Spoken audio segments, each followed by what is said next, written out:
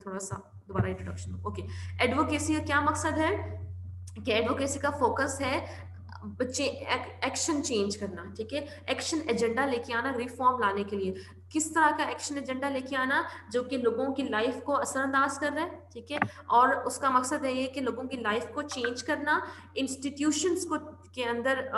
के लिए चेंज लेके आना जो कि इन लोगों के साथ लिंक हैं या इन लोगों पे असरअंदाज हो रहे हैं। और तीसरा ये कि ये जो एडवोकेसी अप्रोच को यूज कर रहे हैं कि जिनका मकसद है कि हमने कोई एक्शन एजेंडा लेके आना है। सो ये सिर्फ लोगों की जिंदगी में तब्दीली नहीं ला रहे या लोगों से रिलेटेड जो इंस्टीट्यूशन है उनमें तब्दीली नहीं ला रहे, बल्कि वो एट द एंड वो रिसर्चर की लाइफ में भी तब्दीली लेके आ रहे हैं, ठीक है।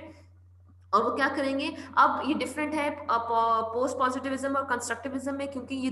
वो दोनों जो थे वो कोई एक्शन एजेंडा नहीं दे रहे थे, जबकि ये जो है ये एक एक्शन एजेंडा दे रहा है कि हमने क्या करना है अगर हमने लोगों की हेल्प करनी है तो। किन इश्यूज को उनका फोकस जाता है, ऑपरेशन है, डोमिनेशन है, सप्रेशन है, एलिनेशन है, हेजिमनी है, ठीक है। और इन तमाम इश्यूज को स्टडी करना और एक्सपोज करना मकसद होता है रिसर्चर का। किस लिए, क्या क्यों करता है वो रिसर्चर, वाई द जो एडवोकेसी और पार्टिसिपेटरी जो अप्रोच यूज कर रहे हैं, why they are doing so, why they have use that approach. क्यों, क्योंकि वो चाहते हैं कि जो इस चीज़ों से अफेक्टेड लोग हैं, जैसे डोमिनेशन की वजह से उनकी ज़िंदगी बहुत ज़्यादा मुतासर है, एलिनेशन की वजह से वो बहुत ज़्यादा मुतासर हैं, उनकी ज़िंदगी डिस्टर्ब है, प्रॉपरली वो उसको नहीं कर पा रहे, तो क्या है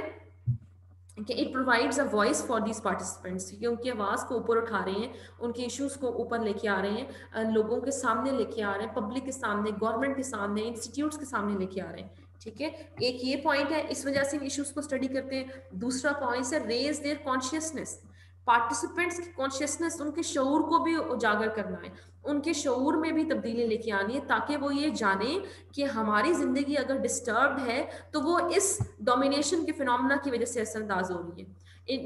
They are like guiding these participants in order to find out the main reasons behind the problems in their life, ठीक है। तो एक तो वो उनकी रिप्रेजेंटेशन कर रहे होते हैं पार्टिसिपेंट्स की, दूसरा वो जो उनकी कॉन्शियसनेस है, जो उनका शऊर है, वो उसको उजागर कर रहे होते हैं, उनको नॉलेज में ला रहे होते हैं कि ये आप अपनी जिंदगी को ऐसे देखें, आपके जिंदगी में जो वाकयात हो रहे हैं, जो प्रॉब्लम्स यू आर फेसिंग, उसकी वजह ये है, ठीक है। और तीसरा इसका क्या है, ये जो इश्यूज को स्टडी कर रहे हैं, फोकस या पर्पस, कि हमने जो लोगों की लाइव्स हैं उसको इम्प्रूव करना है। अब इसके फीचर्स क्या हैं, ठीक है, अब ये किस तरह से काम कर रहा है, ये दीज आर इट्स फीचर्स, ठीक है, कि इसके फीचर्स क्या है इस एडवोकेसी पार्टिसिपेटरी प्रैक्टिस के। ये कैमिस एंड विल्किंसन ने ये पॉइंट्स समराइज किए थे, ठीक है। क्या है कि एक ये है कि उनका फोकस क्या होगा कि चेंज लेके आना है, ठीक है, we are focused on bringing change in practice, ठीक है, कि वो प्रैक्टिस में जो चेंज है वो तब्दीली लेके आए, और वो क्या करें, एडवोकेसी स्टडीज करें, ठीक है। ये जो जो भी स्टडीज कर रही हैं, जो एडवोकेसी स्टडी कर रही हैं, जो पार्टिसिपेटरी स्टडी कर रही हैं, जो इस अप्रोच को यूज कर रहे हैं, वो क्या लेके आएंगे एंड में, एक्शन एजेंडा फॉर चेंज लेके आएंगे कि हमने अब क्या करना है, हमने अब ये करना है, हमने इस चीज को लेके जाना है। अगर हम फॉर एग्जांपल ये लॉ ले आएंगे तो उस वजह से ये मसला इस तरह से हल हो जाएगा, ठीक है। दूसरा इसका क्या फीचर है, helping individual to free themselves from constraints, ठीक है, लोगों को हेल्प आउट करना है कि किस तरह के वो जो रुकावटें फेस कर रहे हैं, वो हर्डल्स किस तरह से फेस कर रहे हैं, वो आप ये कह सकते हो कि क्रिटिसिज्म कैसे फेस कर रहे हैं, वो उनकी उनकी जो इर्द गिर्द जितने भी इंस्टीट्यूट्स हैं, इदारे हैं, उनके जरिए, उनके थ्रू जो वो जो फेस कर रहे हैं हर्डल्स, कंस्ट्रेंट्स, उनको कैसे वो फाइंड आउट करें, ठीक है, फ्री करें, उसको फाइंड आउट करें और अपने आप को आजाद करें इस सिचुएशन से। और स्टडीज किस तरह से बिगेन हो सकती हैं, जब हम कोई इंपॉर्टेंट इशू या स्टांस लेते हैं, ठीक है, कि वो प्रॉब्लम क्या है, जैसे हम एग्जांपल दी हुई है such as the need for empowerment, की जो नीड फॉर एम्पावरमेंट है, इस प्रैक्टिस को लिया है, इस नीड को लिया है और इस इशू को इस तरह से लेके जाएंगे, ठीक है। फिर क्या है to create political debates and discussions for change. अब जाहिर सी बात है, अगर इसका मकसद ये है कि हमने लोगों को ये जो अनजस्ट स्ट्रक्चर्स हैं, जो इरेशनल जो बिहेवियर्स को फेस कर रहे हैं, वो उनकी लाइफ को असरअंदाज कर रहे हैं, वो उनकी डेवलपमेंट को रोक रहे हैं, ठीक है। इस वजह से मकसद है कि हमने डिबेट्स करनी है, पॉलिटिकल डिबेट्स करनी है, हमने डिस्कशंस करनी है, क्योंकि जब पॉलिटिकल डिबेट्स होंगी, डिस्कशंस होंगी, सो इट मीन्स कि इसमें लार्जर स्केल पे लोगों की एक तो पार्टिसिपेशन होगी, दूसरा इसमें हाई रैंक जो ऑफिशियल्स होंगे, जो उसके कंसर्न्ड डिपार्टमेंट्स होंगे, उनकी इंक्लूजन होगी। जब वो इंक्लूड होंगे, जब वो पार्टिसिपेट करेंगे, जब वो डिबेट करेंगे, तो इट मीन्स कि वो they will come to know ना कि ये मसला ये है, ये मसला इस तरह से चल रहा है, ये सिचुएशन इस तरह से, ये प्रॉब्लम्स लोग इस तरह से फेस कर रहे हैं, तो उसको डील करने में फिर क्या हो जाएगी, आसानी हो जाएगी। फीचर इसका एक और क्या है कि इट इज प्रैक्टिकल, ठीक है, कि प्रैक्टिकल और कोलैबोरेटिव है। प्रैक्टिकल कैसे है कि फॉर एग्जांपल ये एक एक्शन एजेंडा दे रहा है, ठीक है। दूसरा कोलैबोरेटिव कैसे है कि इट इज इंक्वायरी कैसे कंप्लीट होगी, इसकी इंक्वायरी कंप्लीट होगी विद अदर्स, ठीक है, लोगों को साथ मिला के इसकी इंक्वायरी कंप्लीट होगी। They are engaging the participants as the active collaborators, ठीक है। कैसे एक्टिव कोलैबोरेटर्स है कि उनको शामिल करेंगे सारे प्रोसेस में, कि प्रोसेस क्या है कि हमने रिसर्च करा, हम उनको बताएंगे। जैसे हम अगर एम्पावरमेंट की बात करते हैं, तो हम जैसे ये कहेंगे कि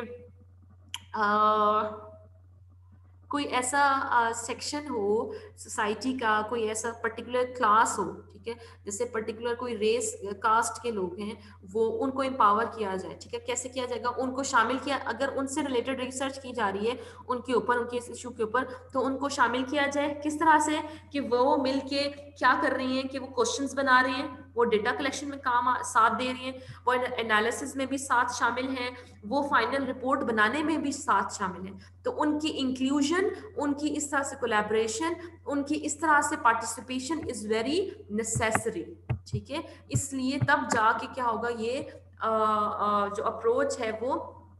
इस तरह से कामयाब जाएगी, ठीक है। अब जैसे इन प्रैक्टिस, ये सेक्शन आ गया इन प्रैक्टिस का। जब हम इन प्रैक्टिस की बात करें तो हम क्या कर रहे हैं कि हमने हमारे रिसर्च क्वेश्चंस किस तरह से बन रहे हैं, डिफरेंट इश्यूज को ले रहे हैं। जब हम, अगर आप किसी पर्टिकुलर इशू को ले के उसके ऊपर रिसर्च कर रहे हो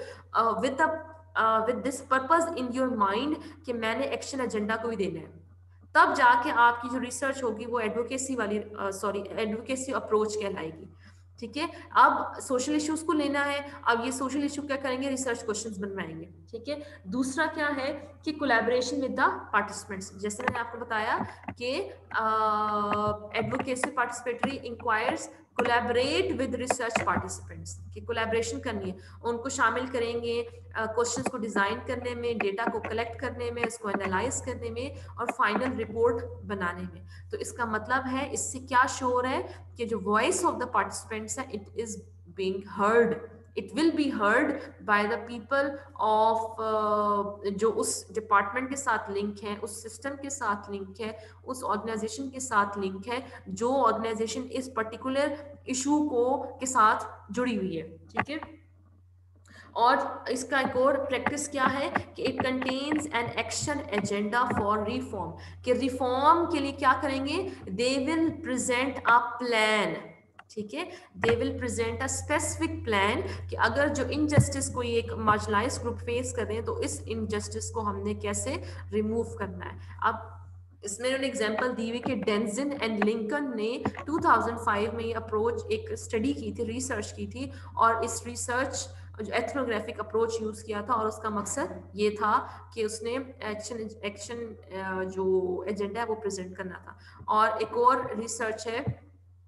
एंड ग्रोसिनो ने प्रेजेंट की थी 1994 में, जिसका मकसद क्या था, ये